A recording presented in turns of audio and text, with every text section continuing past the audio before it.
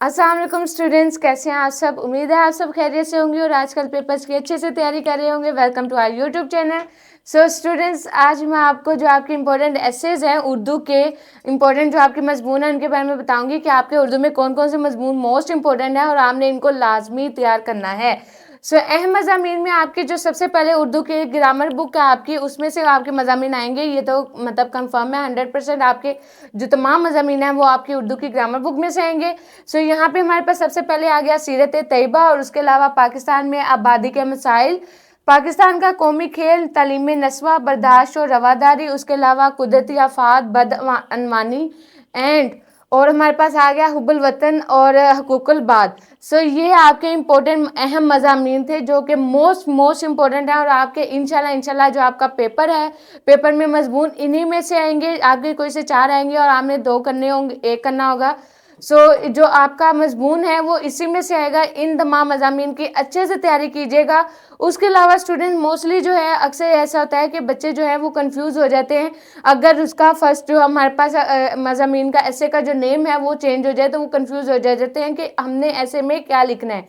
तो आपके जो एसेज हैं आप इस तरह से याद करें कि अगर आपको जैसे यहाँ पे सीरत तैयबा आ गया तो सीरत नबी भी आ गया, या किसी और इसी तरह का इनसे रिलेटेड कोई टॉपिक आ जाए तो आप उसमें ये भी लिख सकते हैं। उसके अलावा जैसे कायदे आज़म है हमारे पास, यहाँ पे अगर आपकी पसंदीदा शख्सियत ये आ गया कि पसंदीदा शख्सियत के बारे में लिखें तो वो आप कायदे आज़म, इल्हाम इकबाल, इनके बारे में भी लिख सकते हैं।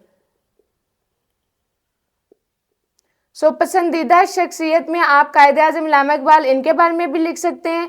ये भी आपके आ सकता है। तो अगर आप एक ऐसे याद कर लें और उसके अलावा इल्हाम इकबाल अगर आप याद कर लें, जैसे हमारे पास इल्हाम इकबाल है, अगर ये आपको याद है तो हमारे पास ये इसमें भी आ सकता है इकबाल।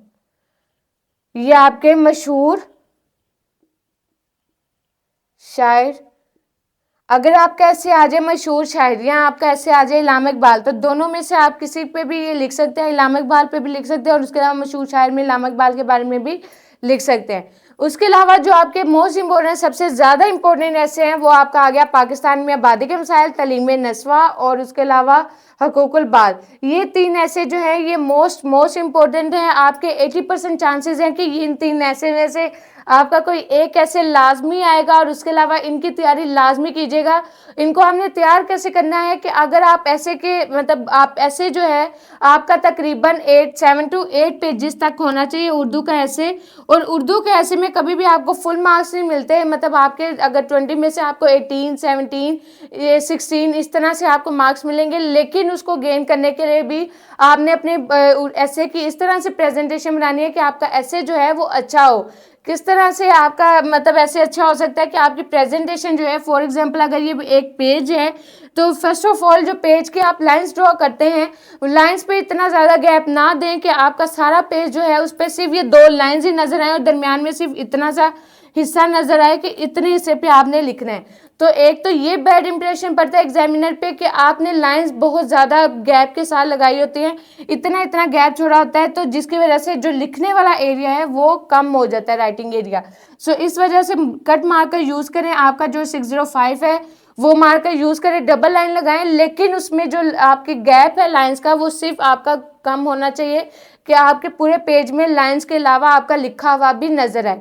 सेकंड क्या हो गया कि आपने यहाँ पर अगर ऐसे यहाँ से स्टार्ट किया है तो उसकी एंडिंग जो है वो भी आपकी इस तरह से कंप्लीट होनी चाहिए, मतलब इस तरह आपकी कंप्लीट जाके यहाँ पे एंड हो गया तो नेक्स्ट आप जो पैराग्राफ स्टार्ट करें वो यहीं से स्टार्ट होना चाहिए। वो ये नहीं है कि आप पैराग्राफ यहाँ से स्टार्ट करें।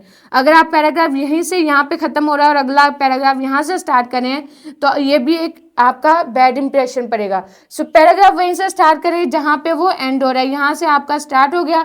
उसके अलावा अपने एसेज के अंदर कोई ना कोई ऐसी कोटेशंस ऐड करें, उसके अलावा इक्वालिजरी ऐड करें या कोई उससे ऐसे से रिलेटेड इक्वालिजरी याद कर लें, शेर याद कर लें, या उसके अलावा आपकी जो अहादीस के हवाले हैं वो आप अगर याद करके उसके अंदर पुट करें, पेज के अंदर 2 से 3 पुट कर दें तो वो भी बहुत ज़्यादा इंप्रेशन अच्छा होगा एग्जामिनर के ऊपर, वो भी आपका बेस्ट रहेगा वे।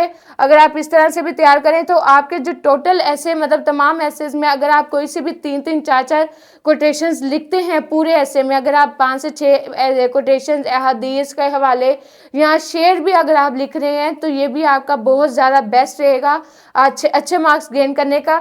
सो स्टूडेंट्स ये था हमारे पास के इम्पोर्टेंट एसेस के आपके उर्दू में सेकेंड ईयर के आपके 2024 पेपर के अकॉर्डिंग कौन कौन से इंपॉर्टेंट एसेज हैं और उसके अलावा आपने इनकी प्रिपरेशन कैसे करनी है, इनको अटेम्प्ट कैसे करना है, और सबसे ज़्यादा ज़रूरी है आपका टाइम मैनेजमेंट, कि आप इसको लिखने में कितना टाइम मैनेजमेंट करते हैं, मतलब मैनेज कैसे टाइम करते हैं। सबसे पहले अपना जो ऐसे है, ऐसे ज़ाहिर सी बात लंबा है और इसके लिए आपको टाइम ज़्यादा चाहिए होता है, तो आप ना मतलब जो आप ऐसे है पेपर में वो सबसे एंड पे कीजिएगा ताकि आपका जितना टाइम हो सकता है इसमें कंज्यूम हो सके। तो जो छोटी छोटी चीज़ें हैं वो पहले आप कर लीजिएगा, ऐसे एंड पे कीजिएगा। उसके अलावा ऐसे जैसे आपको बताया गया उस तरह से करेंगे तो आपका बेस्ट रहेगा, आपके अच्छे मार्क्स आएंगे।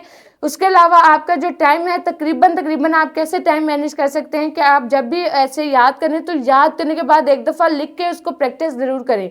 लिख के अगर आप प्रैक्टिस करेंगे और वॉच अपने पास रखेंगे, टाइम देखें कि आपने कितने टाइम पे कितना ऐसे लिखा है, आपको भी इस तरह से याद आएगा कि आपको कितना टाइम चाहिए और आहिस्ता आहिस्ता आपकी स्पीड जो है वो भी तेज़ होगी अगर आप लिख के प्रैक्टिस करेंगे तो। So students, best of luck for your paper. उम्मीद है कि आपके पेपर्स बहुत अच्छे होंगे। इंशाल्लाह फिर मुलाकात होगी, तब तक के लिए अपना बहुत सारा ख्याल रखें। अल्लाह हाफिज़।